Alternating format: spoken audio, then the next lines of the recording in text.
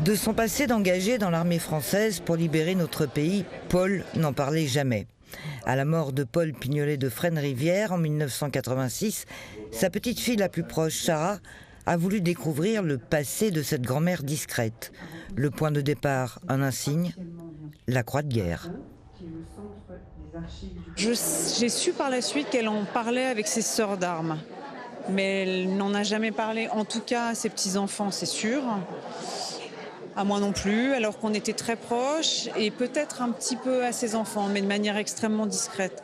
Et les femmes de cette génération, les femmes et les hommes de cette génération, qui avaient vécu la guerre, à La Réunion ou en métropole, personne ne parlait de la guerre. Il s'agissait d'oublier, d'aller de l'avant. C'est vous qui avez dû aller chercher le passé de vos grand-mères. Oui, avec à la fois beaucoup d'émotions, beaucoup de curiosité, beaucoup d'admiration.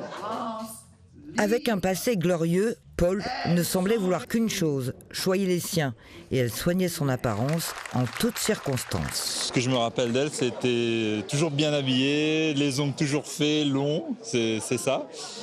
Et quand on allait chez mamie et papy et Hector, on mangeait bien. Ça, c'était voilà, on voulait toujours y aller en fait. Tous les week-ends, si on pouvait monter chez eux, on y allait. C'était Mamie Paulette, quoi.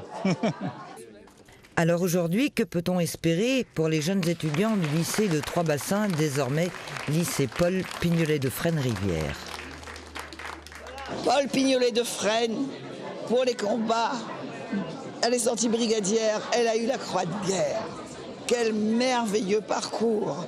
Et elle est morte si jeune.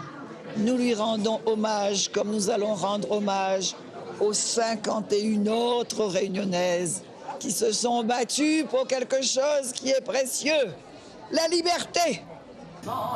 Une stèle au nom de la combattante réunionnaise devrait prochainement être érigée à l'entrée ou dans l'enceinte du lycée.